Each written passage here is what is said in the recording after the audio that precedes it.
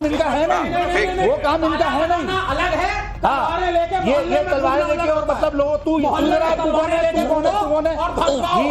अलग होता है। और मैं बताऊं, इस पर रोक लग सकती है अगर सरकार मौजूद होती और सरकार वाकई निष्पक्ष होती कि हाँ जो काम हमें दिया गया हम उसको करेंगे। जब हलफ लेते हैं ना कि मैं जिस उस पर बैठा हूं उसको ईमानदारी से करूंगा, तो आज यशवीर जी यहाँ नहीं होते, जेल में होते, अगर सरकार अपना काम कर रही होती। लेकिन अफसोस की बात यह है कि सरकार ना सेंटर की काम कर रही है, आपकी निगाह में सरकार काम कर रही है, मैं इनकी निगाह में सरकार काम कर रही है, तो सरकार किसके लिए काम कर रही है? कर ही नहीं रही, यही तो आपदा है। अच्छा, कर ही नहीं रही। और उसके बावजूद तो सरकारें चुनी जाती हैं और वापस आती हैं। नाम बदल के धंधा करने वाली बात है, नाम बदल के धंधा करने वाली बात है। तो सब लोग जानते हैं कि भारत गौ माता, आई एम सॉरी टू से बीइंग अ मुस्लिम, मुझे ये कहना पड़ रहा है कि बीफ का सबसे बड़ा एक्सपोर्टर इंडिया है और सबसे ज्यादा एक्सपोर्ट करने वाले नाम बदल के अलहम, अल आना, फेयर एक्सपोर्ट, अब मिर्हा, अल अम्मार, अल अरबियन फूड, ये सारे के सारे हिंदू हैं। अपने आपको कौन है जरा उसके साथ के वो वाले नाम पढ़ दीजिए। ये क्या कर रहे हैं? नाम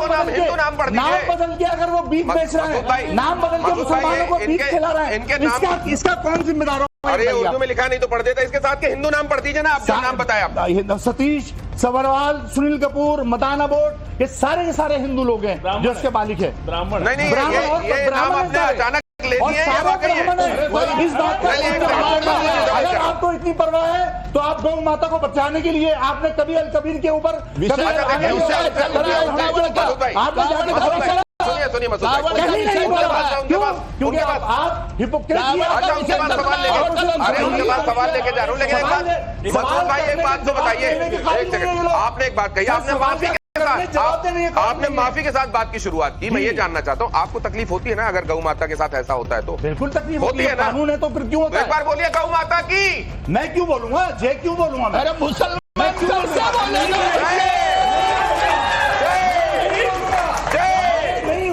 गौ माता की जय। अभी लेकिन ये बताइए, नहीं, क्या हमारा समाज, क्या आप लोग, ठीक, आपने क्या इनकी बात बंद करो पहले। अरे नाटक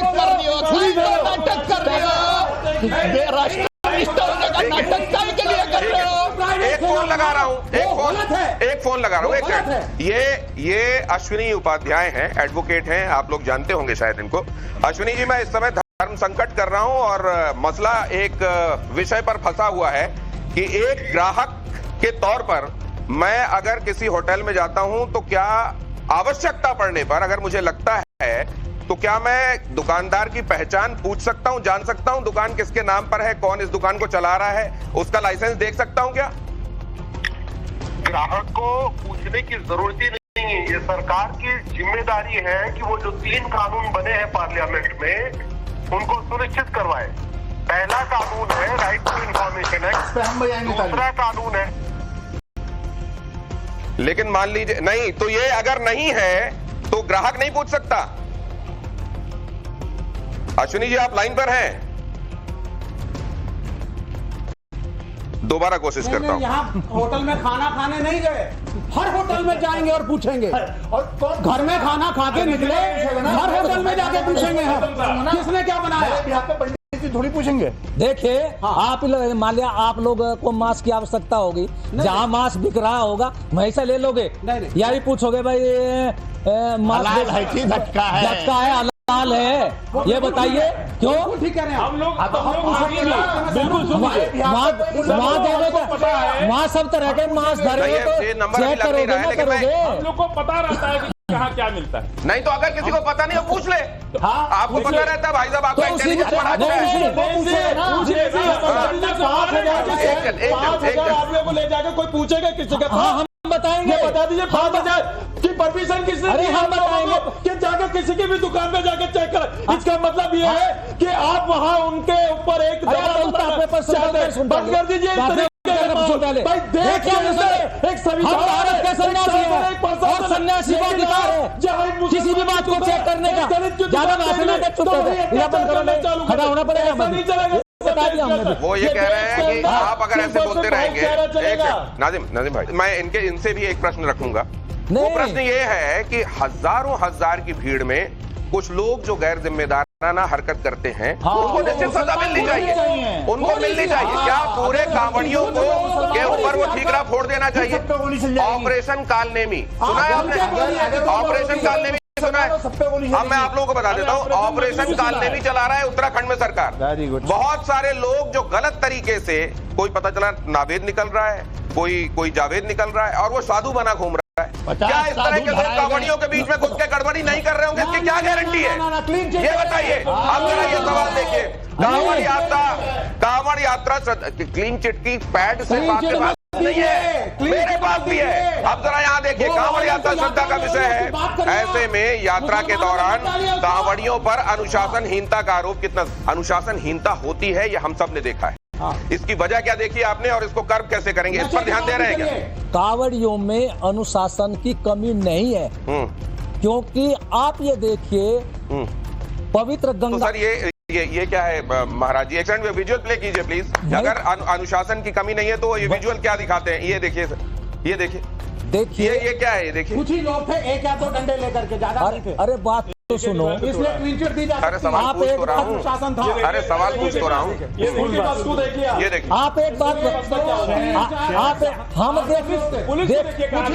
मैं देख रहा हूँ ये क्या बेचारा, पुलिस को बेचारा बना दिया। यदि ये चारों बाहर आपके स्टूडियो से बाहर निकल करके जाएं गाड़ी में, और या तो इनके कोई मस्ती में चलने वाला कंधा मार करके चले जा, ये न्यू नहीं कहेंगे धन्यवाद है जी आपका। बिल्कुल कहेंगे सर, ऐसी बात उससे उलझ जाओगे। नहीं उलझ जाओ, आपकी गाड़ी में टक्कर, नहीं लड़ते, आपकी गाड़ी में जानते हैं, आपकी गाड़ी में टक्कर मार दी, उतर करके एकदम वो करेंगे, लेकिन माफ कर देते हैं उससे। आधी गाड़ी देखिए आप क्या करते हैं तो वो आप जानते हैं। यहाँ तो तस्वीरें बता रही हैं, इसलिए सवाल पूछ रहा हूँ। दरोगा का देखिए क्या, ये देखिए निकल आए बाहर। हाँ आप चलिए ना दरोगा। हाँ मैं देख, आइए।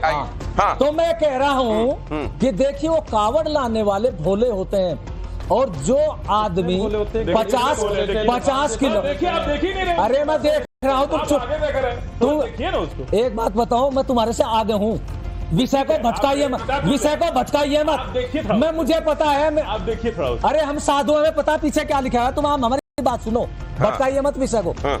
तो मैं कह रहा था वो भोले हैं जो 50 किलोमीटर 100 किलोमीटर 50 किलो 100 किलो अपना गंगा जल लेकर के आ रहे हैं, उन्हें तो ये भी होश नहीं बराबर में क्या है, बड़ी भक्ति भावना से चल रहे हैं, और उनके गंगा जल को खंडित कर दे तो करोदान में सुनते हो, करोदाना स्वाभाविक है नहीं है। और कुछ अराजक तत्व ऐसे हैं जो इनके कावड़ियों के वेश में है। अभी कल 5 मुस्लिम लड़के मुजफ्फरनगर के कावड़ियों के वेश में पकड़े गए हैं। अच्छा तो ये सवाल देखिए, फिर नेक्स्ट सवाल प्ले कीजिए प्लीज जल्दी से। ये तो हमने देखा, देखिए इस तरह की श्रद्धा भी देखने को मिलती है, लेकिन लोगों को नेगेटिव अगर देखने की आदत हो तो फिर वही दिखाई देता है। अगर भारत में आज राम राज्य होता तो सवाल ये है कि राम राज्य अगर होता, मैं इसलिए ये सवाल पूछ रहा हूं क्योंकि कई लोग ये कहते हैं कि अगर ये समस्याएं ना होती तो यशवीर जी को, कालीचरण महाराज जी को फिर कौन सुन रहा होता? क्या ये समस्याएं हैं इसीलिए यशवीर जी और कालीचरण महाराज जी आज इनसे हम यहाँ बात कर रहे हैं? राम राज्य होता तो क्या होता? नहीं, राम राज्य होता तो फिर किसी को दैहिक दैव के धोती के तापा, राम राज्य नहीं कोई व्यापा, उनके राज्य में तो किसी प्रकार तो राम प्रताप विषमता नहीं होती तो फिर तो हम यही हमारी जरूरत ही नहीं होती है कार्य करने की, हम भजन कर रहे होते, फिर तो हम अपनी माला लेकर के भगवान की भक्ति करने में लगे रहते हैं। हम यही तो मैदान में फिर लोग ये कहते हैं कि कालीचरण महाराज ने कभी अकोला से चुनाव लड़ा था और यशवीर महाराज जी टिकट 2022 में चाह रहे थे, तो लोग कह रहे हैं कि ये सब तो इसलिए चल रहा है क्योंकि आखिर उनको सियासत में जाना है। देखो मैं तो महाराज का ब्रांड एम्बेसडर बनूं अगर ये चुनाव में खड़े हो जाए तो फिर